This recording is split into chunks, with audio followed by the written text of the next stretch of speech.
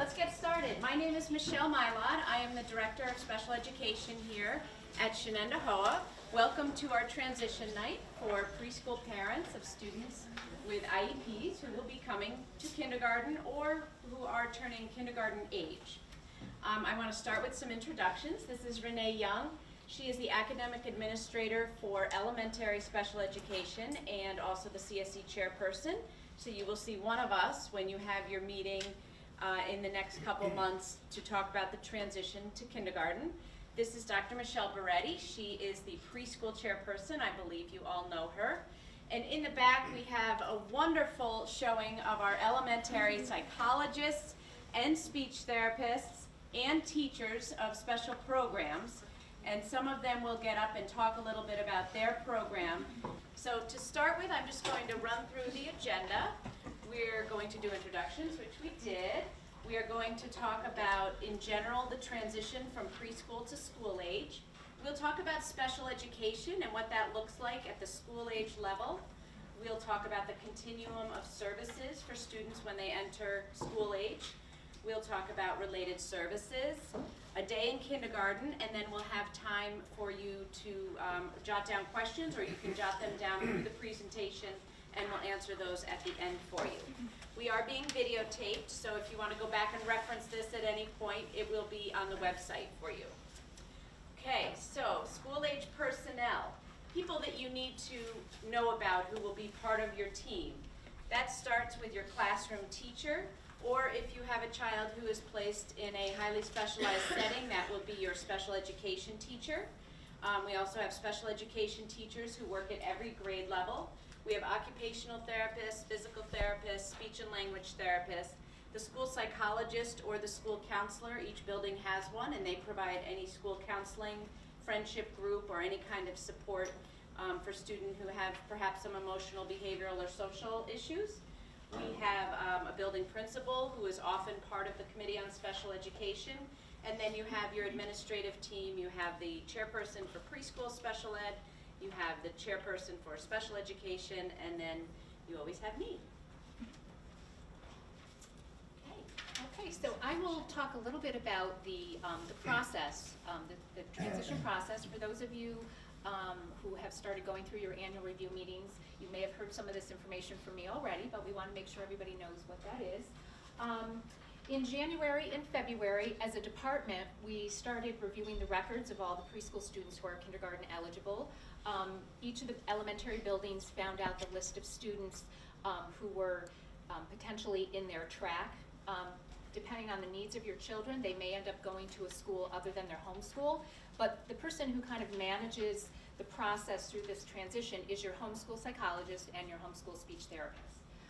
So we did a review of records. People were given electronic access to Cpsc records so they could review previous IEPs, see current evaluations, and all the updated testing that the preschools have been doing in preparation for annual reviews. In March, we have our Cpsc transition meetings. These are our annual review meetings where we talk about summer services, and then we talk about whether we're going to refer your child to the Committee on Special Education or not. Most children who are in a center-based program will be referred to the Committee on Special Education. Something that we're doing a little bit differently this year for children that are just receiving related services is Michelle and I are going to be co-chairing those meetings in April. And so we'll do the annual review part of the meeting and then the transition part all in one meeting. And we'll be there together. March and April, we're having, as I said, we're having our preschool program reviews, related service only reviews.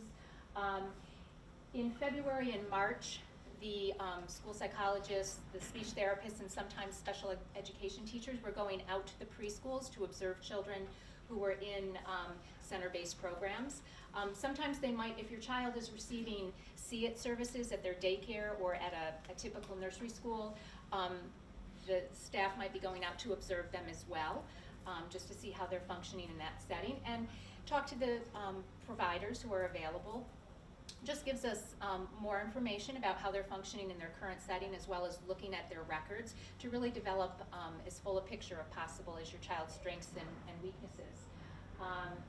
And again, doing that, the review of records, talking with current providers. And then after the observations, after the annual review meeting, the teams from each building will be talking with you, and based on the information, talking about what the different options or possible recommendations are for next year, and working with you to develop a draft IEP, and talk about different programs, service levels, etc. Then those CSE meetings are going to take place in May or June, and either Michelle or Renee will be chairing those meetings, and that's when you will make the final determination regarding your child's eligibility for services as they transition to kindergarten, and find out, talk about what that program is going to look like. Who is referred to CSE? One of the things that I've talked with parents a lot about at our annual review meetings, and if I've had any pre-meetings with you, one of the biggest differences between Cpsc and CSE is the classification system. Right now, all of your children are identified as a preschool student with a disability, and they received that classification because of a significant delay in one or more areas of development. As they move to the Committee on Special Education and to school age services, we have a more specific classification system. There are 13 different classification categories that each have specific criteria, and so the school team who is managing the transition process for your child will talk with you about different classification categories that may be appropriate based on your child's strengths, weaknesses, and needs. In addition to having a specific disability, whether it be speech and language impairment, autism, ADHD, which would fall under other health impaired, the Committee on Special Education also needs to determine that the symptoms or behaviors associated with those disorders are having a significant impact on your child's ability to progress in the academic setting. So a diagnosis by itself doesn't guarantee that a child is eligible for special education services, but again, the symptoms and the behaviors associated with those diagnoses need to be impacting them significantly in the classroom. So that's a conversation that you'll be having with the team that is managing the process, and that you'll have at the CSE meeting as well. Okay, so what is different about Cpsc versus CSE? Again, the criteria for services under preschool, all children are identified as a preschool student with a disability, and we're looking for a delay in either cognitive, language, physical, or a social development area. Under the CSE, there are specific disability classifications, and we're looking to see whether your child meets the criteria for one of those classification categories.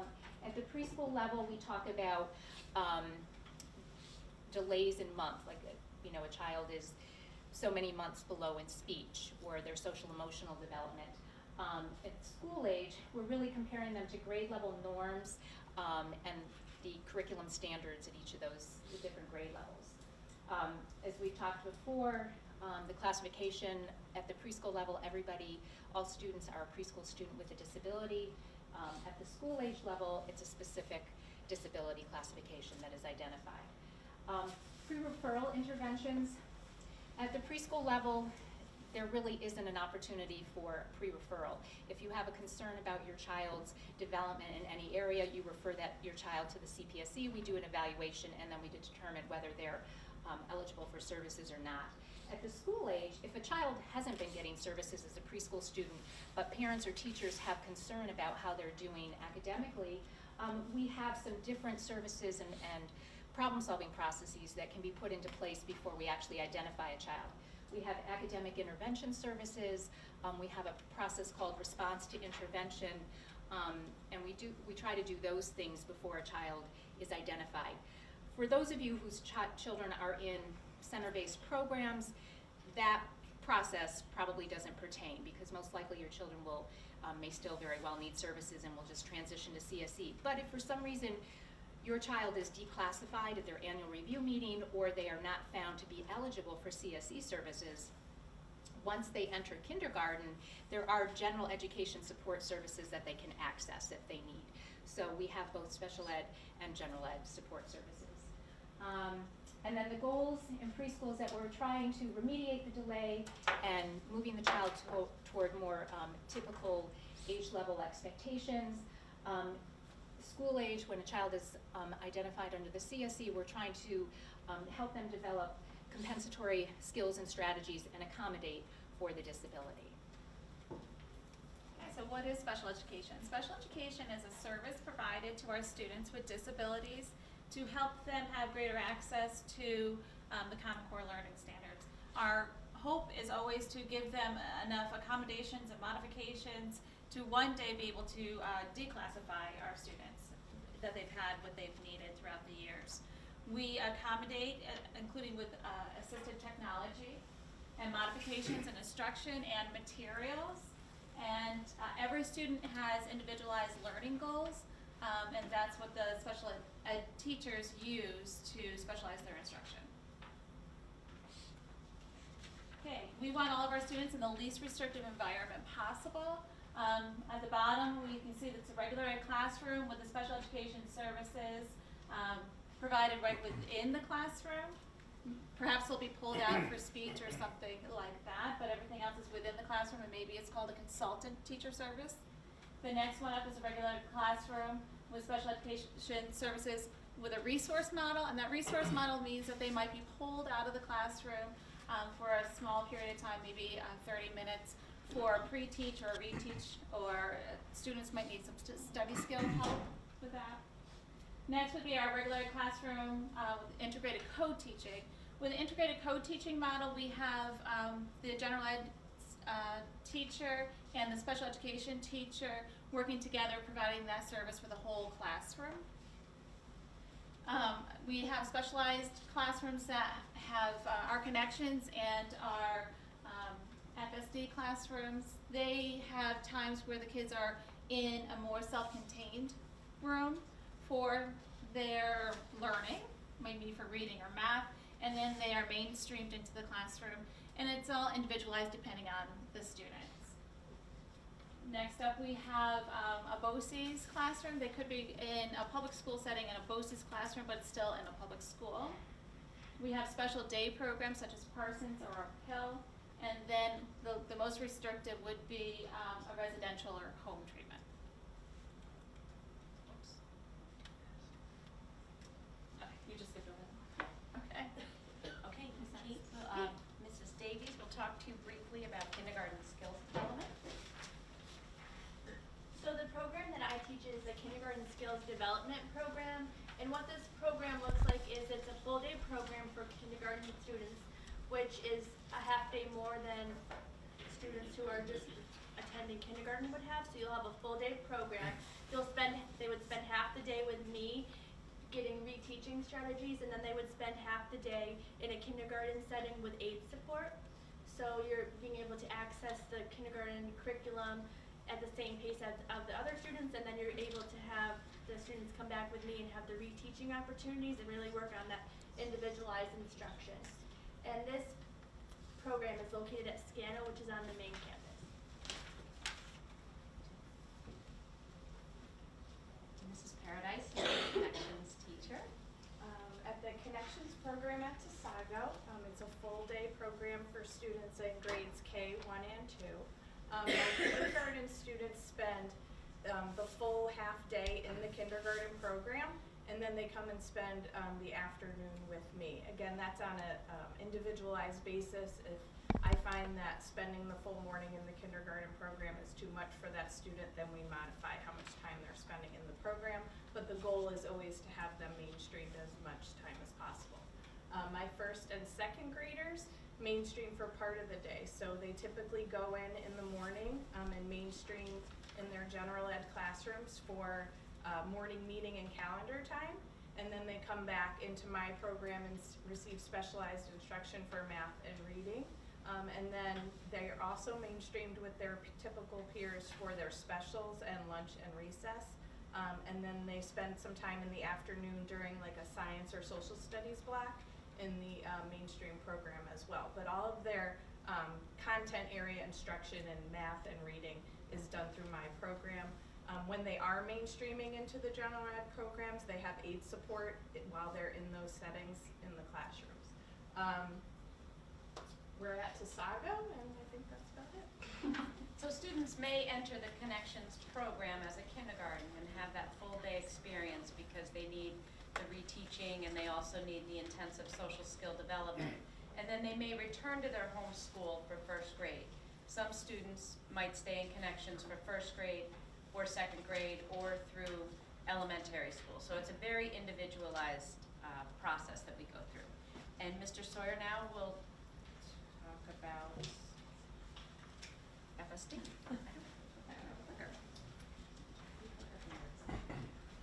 Within our functional skills development program, we have 2 strands. One strand is at Shenendehowa, one is at Oxay. The program at Shenendehowa, looking at students with who would be considered to have a severe disability. Looking at global delays, may have multiple disabilities. And so there's 2 different programs at Shenendehowa. There's a K2 program and a 3-5 program. The program I teach is at Octay, and that's primarily for students with autism who'd be on the severe end of the autism spectrum. We have 3 classrooms. Right now the grade levels are K1, 2, 3, and 4, 5, but it really depends on numbers. And students that we teach, we're looking at significant needs with language and communication. Mainstreaming, like the other programs, is individualized. We have access to the classrooms K through 5. We look to get the kids out as much as possible, but most of the instruction does occur within the classroom in the self-contained setting. Okay, and then our related service providers, we have Debbie Smith is going to talk to you, and Rich Rothwell. Debbie is a speech therapist at Chango, and Rich is in charge of OT and PT, and they will talk to you about related services at the school. Probably one of the biggest differences that you'll see, and as Dr. Brady mentioned, when you have the Cpsc to CSE transition, many of the students who are just receiving related service will be having their meeting, I think in April, Dr. Brady said, and that's when you'll start to see some of the differences in switching from preschool to school age. And if your student is getting services right now as a preschooler, and for some reason does get declassified, one of the first things that we do as a speech therapist, as a department, is we'll screen every kindergarten student in September. We'll do a speech and language screening, and then from there, depending upon how they do in the screening, we would recommend that they are in a speech improvement program, which is different than a student who's identified through the CSE. So if your child does get declassified, it doesn't mean that they're not going to get a level of support when they enter kindergarten, and I think they'll talk about that a lot more when you have your meeting in April. The technology and the 3-to-1 service delivery model, one of the other biggest differences between receiving speech as a preschooler and then in the school age is about 4 years ago, Shenendehowa kind of changed our service delivery model a little bit for many of our children who get speech, and we went to what's referred to as a 3-to-1. And what that means is, where in preschool you would see on your IEP a student maybe getting your speech twice a week, 3 times a week. In school age, on a lot of the IEPs, you'll see that written monthly, and it reflects a 3-to-1, where 3 weeks of the month you're still getting that regular 3 times a week, and then that 1 week becomes a little bit different service delivery model, where it becomes more of a consultant approach. For example, this week is for all of us in the district. This is our indirect week right now. And what that allows us to do, for some of the students it still looks the same, but what it has allowed us to do is really get into the classrooms more, consult with teachers. If parents are available, it's a time that we even bring parents in. They might come in and observe a session with the child. I had a student today at Chango who's diagnosed with autism, and the mom just really wanted to get in to see a session. And I usually see him in a group setting. So this week was a great week just to have the parent come in and sit and have the child go back into the classroom afterward and just really sit and talk. So there's a whole range of different things that we're able to do during the indirect week. And I think it's really allowed us to really change how we provide that service and really have it be more of a collaboration. Certainly with the emphasis on trying to integrate the speech and language skills that are needed right into the classroom setting and have it be part of the curriculum. The technology piece is kind of related to that too. When about the same time that we went to the 3-to-1, we also started, every speech therapist in the district has an iPad, and initially we were really using that primarily for speech apps, but as more and more of the kindergarten classrooms and even the older classrooms are accessing the Apple TV and the whiteboard, one of the things that's allowed us to do is the apps that we would have just on the iPad is we can really pull them up now in the classroom setting. And that's another one of the things that we do at Chango during the indirect week is the kindergarten teachers have asked me just to go in the room like the first Monday of every month, and we introduce a new language app. And rather than just showing it to 2 or 3 children on an iPad, we're able to bring it up in front of the classroom and try to really integrate it into the curriculum along with the Foundation's reading program. So I think that's it right now. And there's a lot of speech therapists here tonight, so again, your child is very individualized in terms of their needs, their speech and language needs, so feel free to ask us questions afterward. So some of your kids might be receiving related services where an OT or a PT is coming right into your home to provide those services, and others of you are your children in a center-based program. And there are more similarities than differences as kids transition to a kindergarten program. Like preschool, we're always trying to provide a service model that's least restrictive in nature. If we could work with your children inside a classroom, push into a particular activity or class, we want to do that. If as kids progress, and if they're initially starting out as an individual pull-out type of model, where they're maybe one-on-one with an OT or PT, we want to progress them so that they have more social opportunities, so they're in a small group. And from there, we want to be able to push into different classrooms as well to provide services. So kids will tend to have, early as they transition, they may have a more restrictive model, but we're always looking to go less restrictive and provide support services. So why do we provide OT and PT services in a school? How is it, for most OTs and PTs, it's such a medical model, so it looks different when you talk about it in a school system. We're really just providing support services for children receiving special education services in order to give them equal access to the educational curriculum. So for an OT, that might look like managing belongings, taking your coat on and off, your boots on and off in the winter, being able to organize your backpack and hang your coat up on a hook. Maybe we're providing sensory strategies within a classroom so that we can give the teachers ideas of things like a sit and move cushion, which is kind of an inflatable disc that might be on a chair that might help a child to be able to attend longer. Whereas a PT is going to be looking at school mobility, to be as independent as possible. So we want to make sure that our kids are getting up and down bus steps safely, that they can manage curbs and ramps, that they're safe and as independent as possible on playground equipment. We're going to look at full participation in the physical education curriculum. So those are the kinds of things that OTs and PTs do in this setting. And again, the models look like it might be direct one-on-one. It might be indirect, which means on behalf of that child. So we will be talking to your teacher or other therapists to determine which ways we can support kids. Like what's happening now, they're still considered medically based services. So it's still required to get a prescription to have OT and PT services. So that's going to be something that'll be coming up in the meetings when you're transitioning. The big thing is that it's very collaborative here at Shenendehowa. So the therapists work closely with the teachers and with the speech language pathologists, with parents. So feel free to reach out to your therapist. You will get to know them so that they're supporting your child the best way as possible in the least restrictive manner. Okay, we still have half-day kindergarten. We will probably be the last school forever in time to have half-day kindergarten, but that is not in my purview, so please don't shoot the messenger. I know many of you will send your children to a kindergarten setting, either within Shenendehowa or outside of Shenendehowa. So this is what you need to know.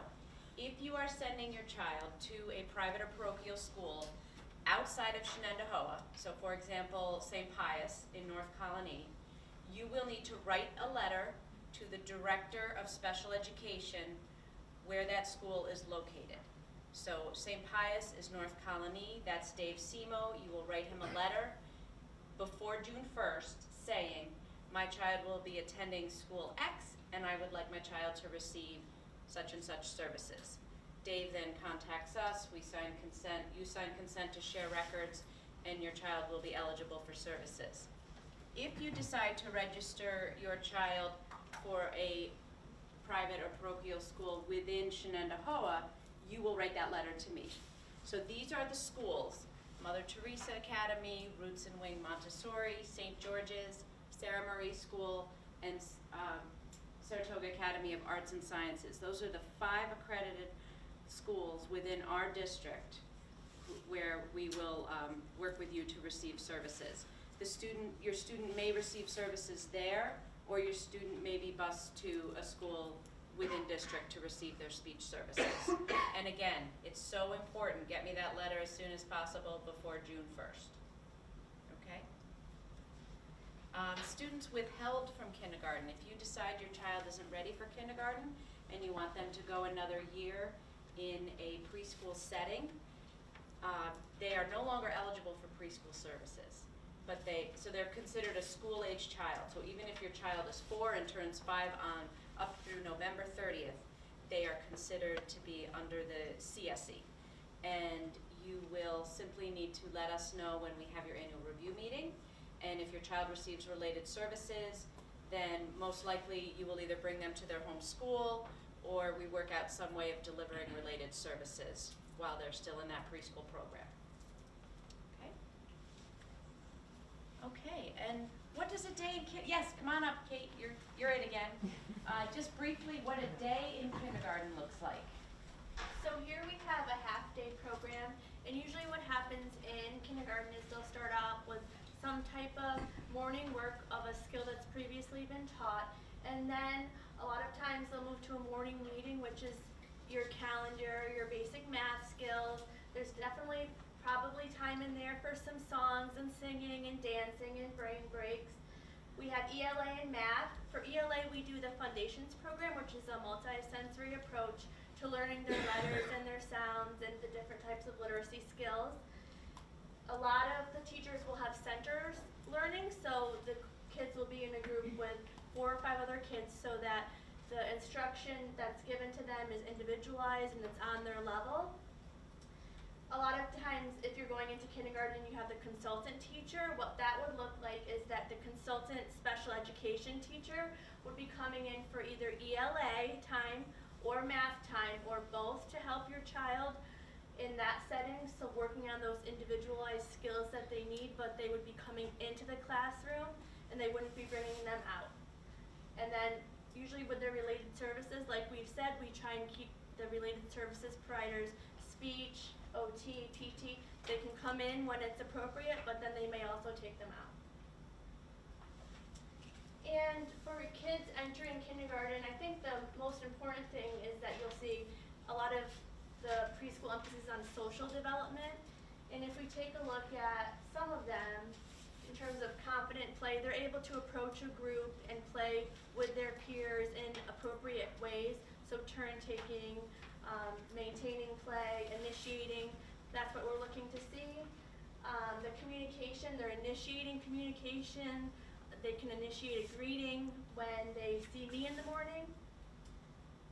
Another big thing is in terms of relating to their peers, they're able to see that there's other peers around them, that they might have to wait and raise their hand if they want to contribute to a discussion, and that they're not the only child in the room sometimes, that we have to share with the teacher the work that we need. Okay. All right, so we are now going to ask Mrs. Hampton to come up. While we do that, I'll ask for some help collecting questions if you have any questions, or you can continue to write them down. I do want you to know that on the back table, this purple sheet is the list of the 13 disability categories that New York State says we have to use to identify students at school age.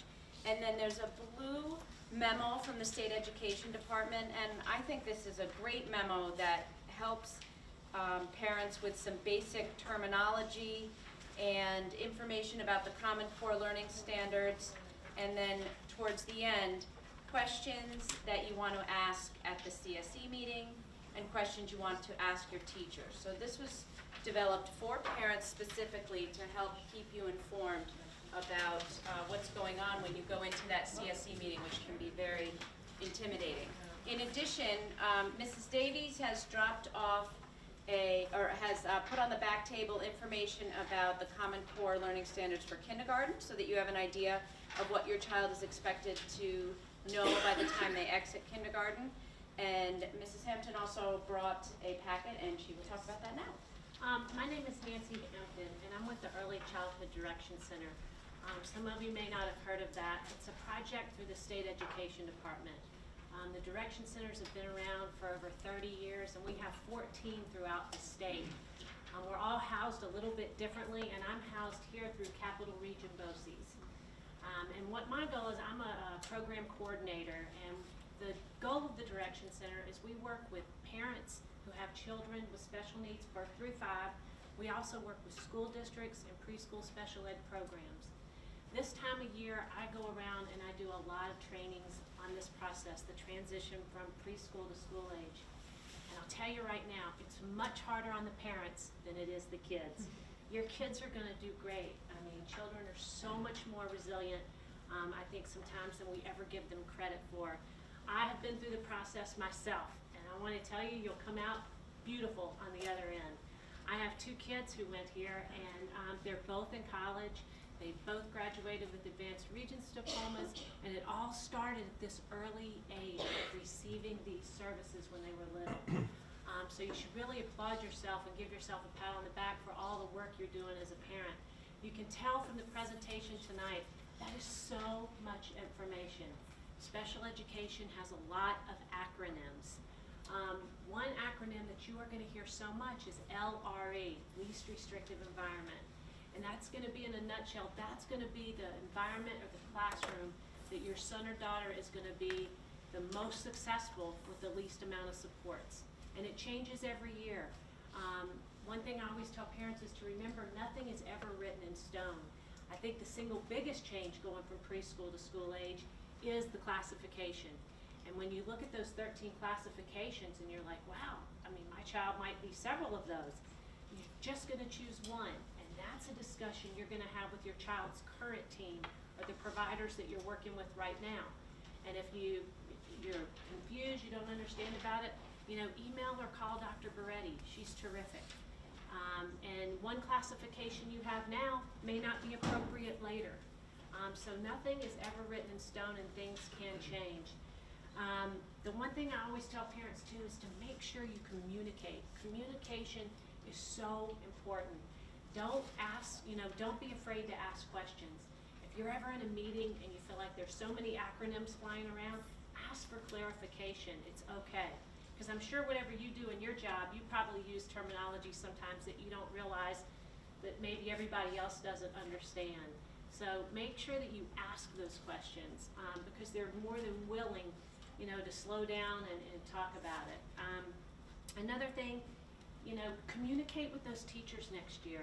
Sometimes when you're at your meeting and you're writing these goals, it might seem like they're great and you're all set. But sometimes, because there's so much growth in children between now and when school starts in the fall, you might need to readjust those goals. You may need to sometimes, they may have been too lofty and you need to come back and change them, but you can have a meeting anytime that you want.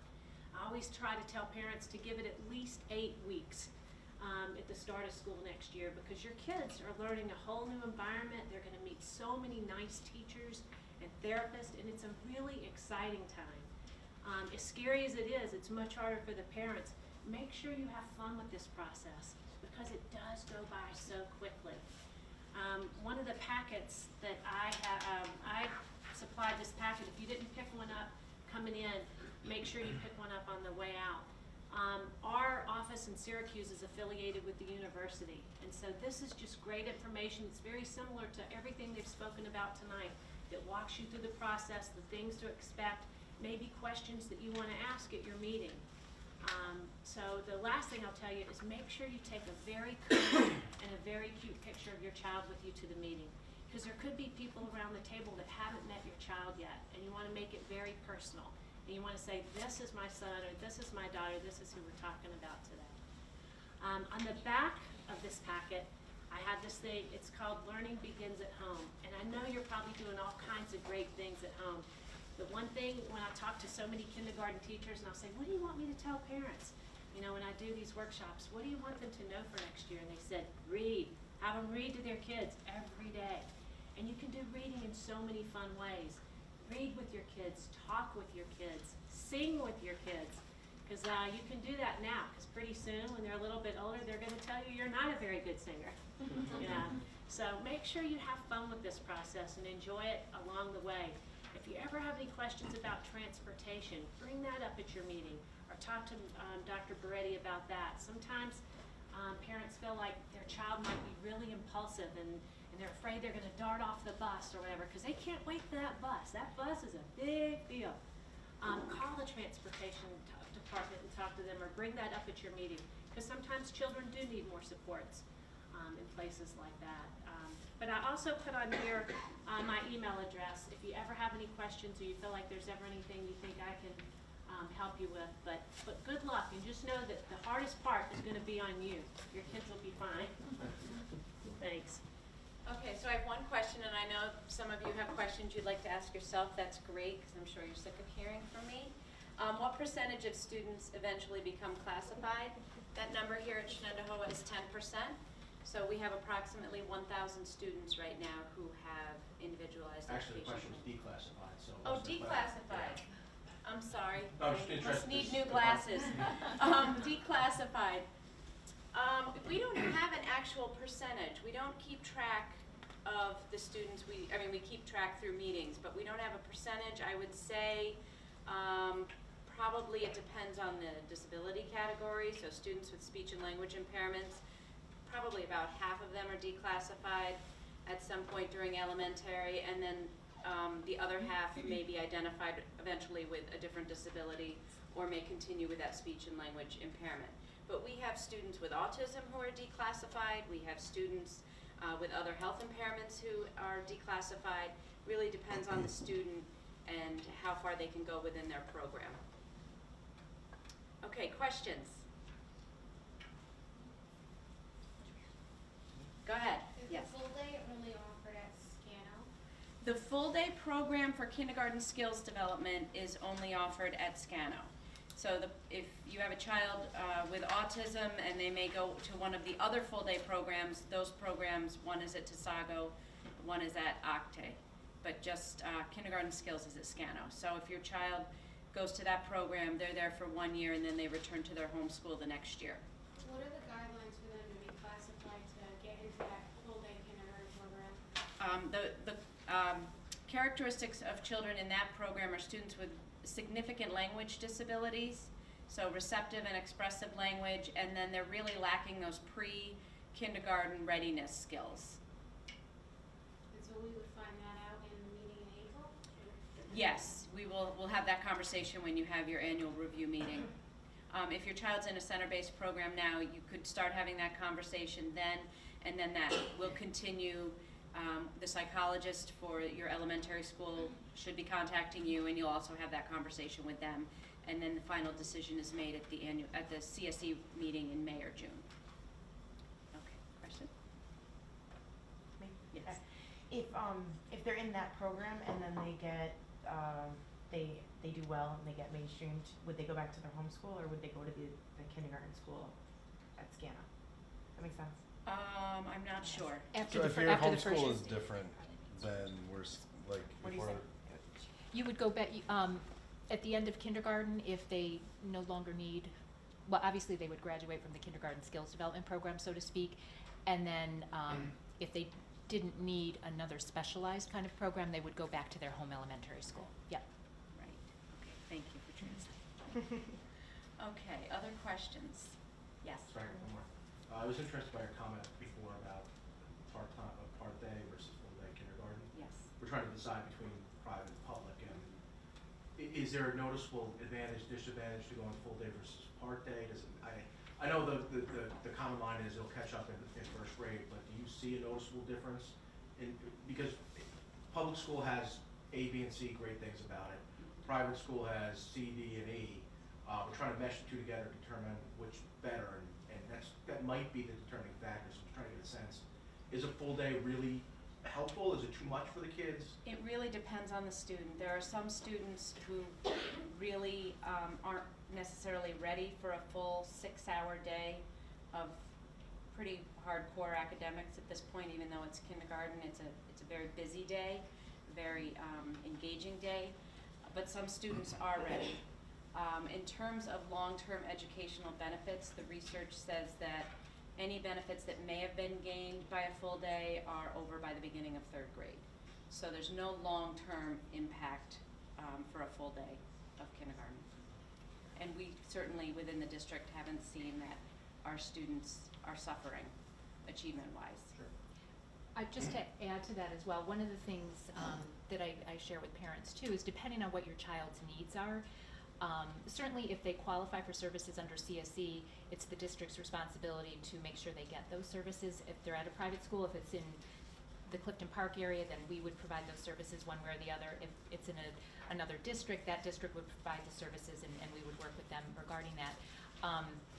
But either way, if they're in a private school doesn't always have all the additional types of support services that we might have here at a public school. So if your child has some anxiety or some social emotional issues, we have a school psychologist and a school counselor in every elementary building, and so children can access those services whether they have an IEP or not. And those types of things aren't always available at a private school. But again, it depends on your child's needs. Do you have like a frequently asked question list? Okay, these are the things that you should be looking for that might differ between public and private, because I would never thought of the psychologist, for instance. Right, we don't have that. We should probably develop that. We could. We just want to be careful about our wording. Yeah, exactly. Yeah. Negative about private schools, because we're very, Yes. we think highly of our schools, of course. Or even a checklist of things that you guys offer them. You can say, all right, private school doesn't have this, this, and this, and I really think that our son would benefit from that. Any sort of list like that. One thing you could do is you could go on the website and go to, let's say, Scano Elementary School, and I think that the student handbook is on there, and that will give you a lot of information about what the school offers. And then you can go to any of the private schools you're looking at and say, do you have this, this, this, and this? Yes? So based on the individualized for each student, and I've brought this up in the past, but each student might learn better at what part of the day, you know, that's always been my question. So, for example, our child might do better in the morning, and so he may be better off with certain services that he's going to get in the morning, whereas he may be better off mainstream in the afternoon. And from what I understand, that's taken into consideration during the meeting in April. Do they have mainstream in the afternoon? In terms, well, for instance, if you're talking about kindergarten skills development, half of the students go to morning kindergarten, and then that half would go to afternoon with the special ed teacher, and then the other half it's reversed. They may be in the special ed room in the morning and then in kindergarten in the afternoon.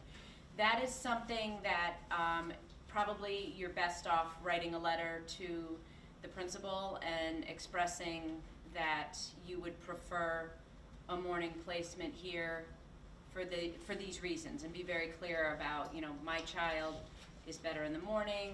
You know, it's individual. Some students are better in the afternoon. So if I'm not you sure that what I'm saying is that since we're going to be discussing with whoever the team is, whether it's you or whoever else is involved coming up in April, wouldn't that then be discussed then based on the meetings that we've had over the past year, when the child does its best learning? Right, we can Because if talk the about child's it. tired in the afternoon, and you're getting nowhere with them, then obviously at that point you then have lost ground. In our cases, we want to be consistent with our learning development, and that's like, I'm glad to write a letter, but before you get to that point, you almost want to have that in play, right? And we can certainly talk about it, but the CSE doesn't have jurisdiction over class placement, I guess is the overall theme of that.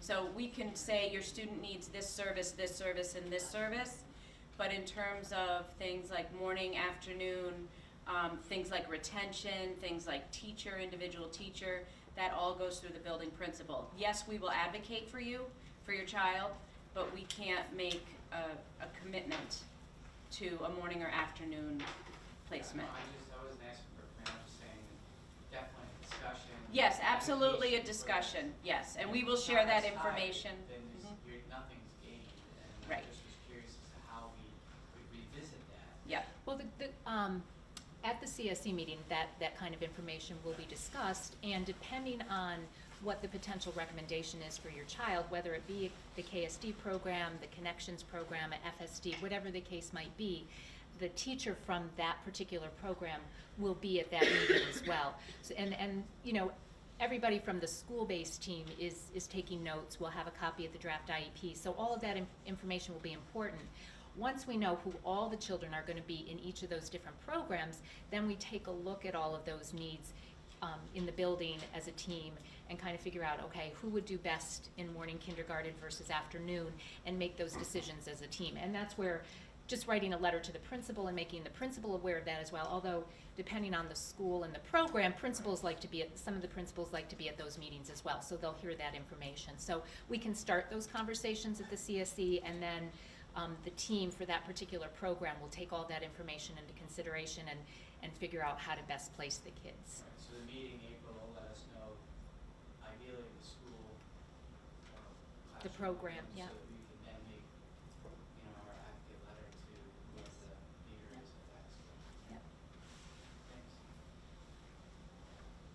Yes, one in the back and then I'll, yes. Yes, I had a question about page 8 of this form here, the guide, right? Eligibility for CSE. At the top right before the first bullet point, it says eligibility is based upon, well, it's in the bullet points there. But then halfway down the page, it says the state education department has established 13 classifications that lead to CSE eligibility. Then it lists the 13 impairments, and I'm not clear what's the difference between eligibility and leading to CSE eligibility. I mean, I'm not sure how these two things combine. In other words, do you understand my question, or should I? I think so. Maybe. Nancy, you have it in front of you, right? Can you Right. just read that? So I. Are you talking about eligibility versus classifications? I'm talking about 13 classifications, the difference between leading to eligibility versus eligibility itself. Because it seems like that must be the difference in the categories here. I'm not sure why it it's. So when your child comes to, if your child is referred on to CSE, I'm sorry, I'm talking like a branch now. So if your child is referred on to CSE, when you, in your preschool document, it would say preschooler with a disability under how your child got classified to receive services. In an IEP, there will be a classification and it will be one of these 13. Okay. So we look at eligibility and then they have to qualify under a certain category, and these are the classification categories that is how a child is eligible, and then that is what's listed on the IEP is how they receive service. So then basically they're evaluated, and then the evaluation has to lead to some categories, some classification over here, the process. Yes. And this comes after. This then this. Who's responsible for determining this diagnosis? Seth, sorry. So at an annual review meeting, we'll go through all the updated testing that children have gone through their preschools. And based on that information, we'll talk about whether they're going to be referred to the CSE or not. Sometimes children are declassified at their preschool annual review meeting because they've made so much progress. But then if we refer them to the CSE, CSE isn't going to do any additional evaluations because the preschools have just done all this assessment. They know your children the best at this point, so we're going to look at all that information. Teams will have gone out and observed, talked to the providers. We'll use and certainly get parents' input as well. And then we'll, as a team and a committee, will look at all of that information and decide, does your child meet the eligibility criteria for one of these classifications? How does look at diagnosis by a developmental pediatrician figure into the classification? Well, certainly, I mean, if a child has a diagnosis on the autism spectrum, if a child has a diagnosis of ADHD, if a child has an anxiety disorder, we take that information into consideration. However, the diagnosis by itself does not automatically qualify the child for an IEP. As we talked about earlier, we also the committee has to look at the extent to which the symptoms and the behaviors associated with that diagnosis are impacting the child in the academic setting and whether they're able to progress or not. So we have to look at that piece as well. Okay. All right. one of the questions is actually kind of sneaking in, but what as parents, what access to and what information do we have access to prior to the evaluation meeting in order to be best prepared for the meeting that we might not otherwise realize that we can ask for or know about, such as test results, prior written communications, things that have been talked about between CSE and Cpsc, just to have anything that we might have been told about that maybe we weren't sent as far as physical, that wasn't physically documented for us or sent to us that we might Yep. ask for. My understanding is that most of the preschools, once they've done updated assessments with the children, they have annual review meetings with the parents, and they go through all that standardized testing with them, and that's the same information that we then have access to at the school age level. As we mentioned before, the school-based teams will go out and observe children at the preschools and talk with the preschool's providers, and then we start having conversations with parents regarding our interpretation of the test results, what we heard from providers, getting input from you. So when we get to that CSE meeting, there should be no surprises for any of you. Our goal really is to make that process as comfortable as we can, and we want you to know exactly what our thoughts are and what we're recommending, and we want to hear from you as well. At the CSE meeting, the final determination will be made, and that IEP will be finalized, so to speak, but there will be lots of conversations between March and May or June regarding test results, observations, and what we think is appropriate for your child. How many obtain physical copies of the test results? Because they weren't sent to us, and we discussed it at this pre-meeting, but we don't actually have it, so I mean, we're kind of at a disadvantage. Oh, okay. We have to just go by, whatever we were not.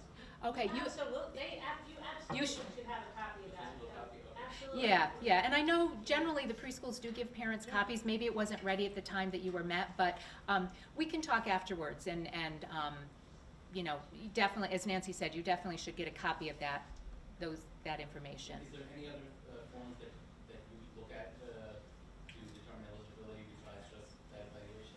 Or, It's usually all the updated information from the preschools that we really take a look at.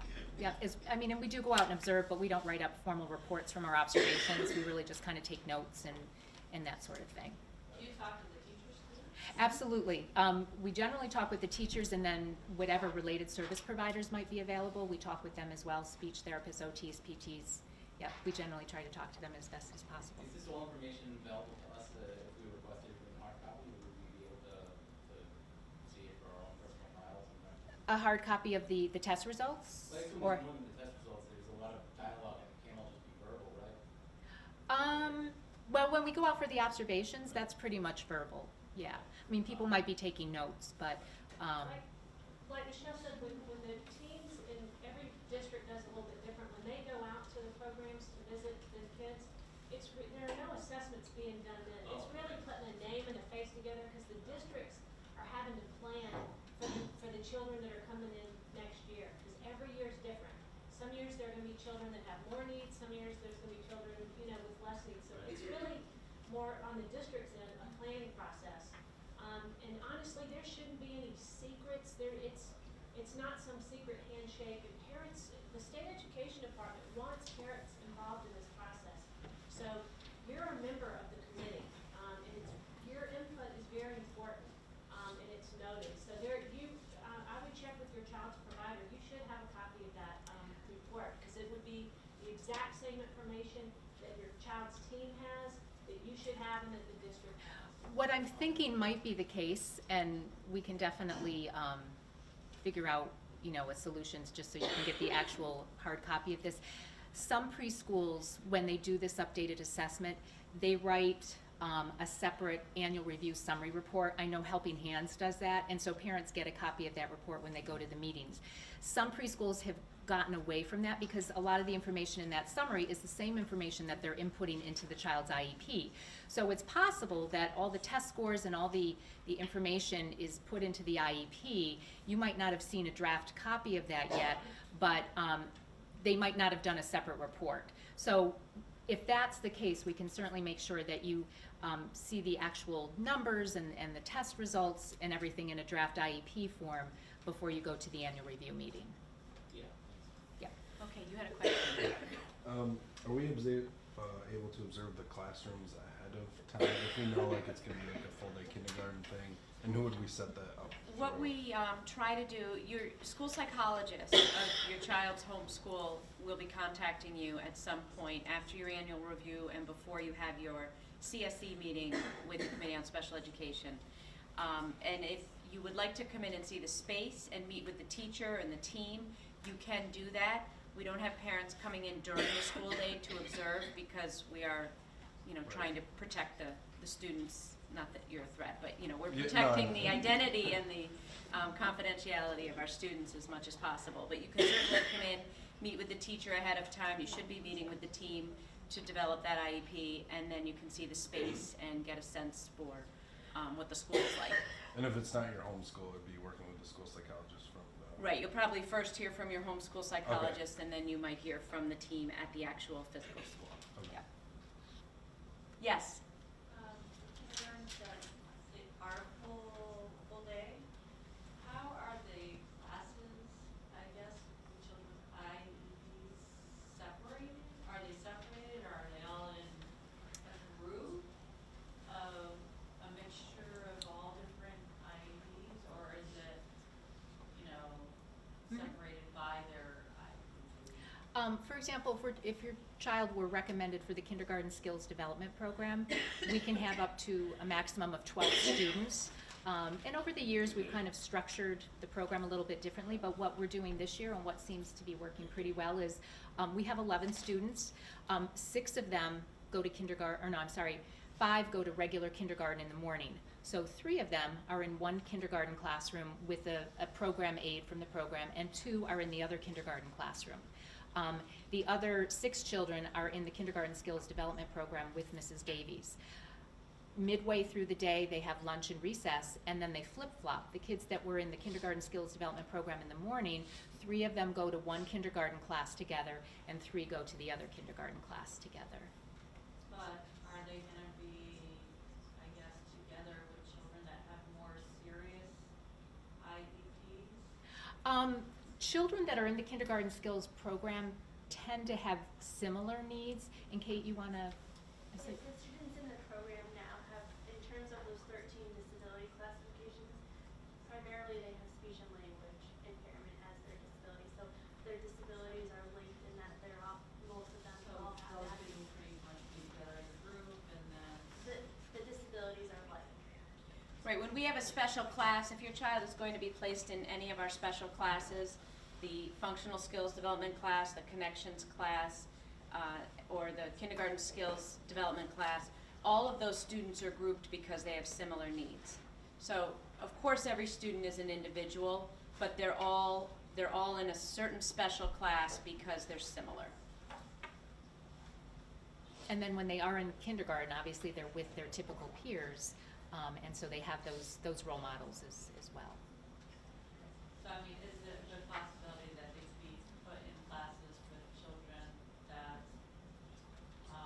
have more like serious violent temper with IEPs, or like if it's speech, would they be placed with children that have the uncontrollable?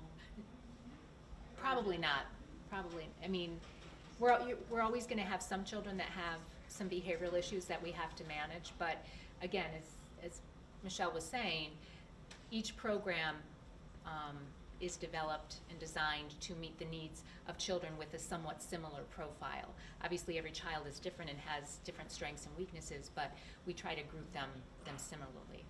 Right, I mean, that would be my concern, that if he's gotten out of certain behaviors that he's had, my son, and then put him back into it where it's maybe encouraging him to do it again. I don't want him to go backwards instead of forward, you know what I mean? Right. I mean, we try to, we try to take that into I know consideration. it'd be difficult to say, oh, put this, but I was just wondering if it is separated in a certain way. We try to do that as best we can, yeah. Yes. So for the 3 that you identified that were the full day, there's the kindergarten piece, and then there's the second half, which was like a skills. Is that typically then where you identify them as not having the skills typical of kindergarten students, like the Yes. math and the reading, so all of them have that in common. Right, they all have that in common, and they all have the language impairment in common. Okay. Yep. Okay, any other? Yes, sure. There's 2 self-contained classes. There are actually, well, there's 3 that are, no, let me start over. We have 2 functional skills development classes. Those classes are primarily self-contained for the majority of the day. One is for students with very significant developmental and usually physical disabilities. The other one is for students who are very significant on the autism spectrum and really working on basic communication skills. For the most part, students in those classes really need a self-contained, specialized, highly specialized program. Our Connections classroom, which is a full-day program for students with autism, is half self-contained and half in regular kindergarten. So the students in that program would go to kindergarten with aid support, and then they would have half a day where they would get their related services, they would have their sensory needs met, and they would also have some reteaching and pre-teaching to prepare them for the next day or reteach what was done during the day. Kindergarten skills is very similar, but those students, we're really looking at students with language impairments, not necessarily students on the spectrum. What's the number of students in a kindergarten class? In a typical kindergarten class, I would say on average 20. 20 to 22. We could have 16, we could have 22. So these kids would go into 20?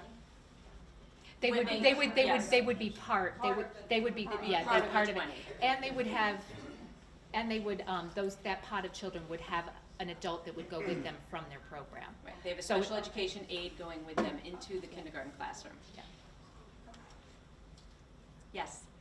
The summer services, is there a specific location where that's offered, or how does that work? Summer services for students who are still in preschool will take place through the Committee on Preschool Special Education.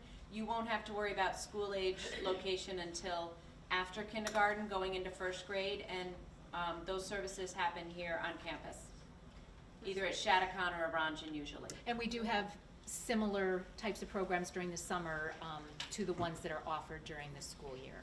So there's like a half-day academic program that we're recommending for some of our children that are in KSD right now. There's a similar kind of summer program to the Connections program. There are FSD programs during the summer, so we do have That's some. different than the preschool they're at now? Yes, and this would be when they're, after their Okay. kindergarten year. Yes, so for any of you who have children, well, obviously you all have children in preschool, if your children are eligible for summer services, it will be done, those services will be provided through their current preschool provider, whether it be a Helping Hands, a New Meadow, or if it's a related service provider, it would still be the speech OT or PT who's currently working with them. And that's part of what we'll be talking about at their annual review meeting, is their eligibility for those services.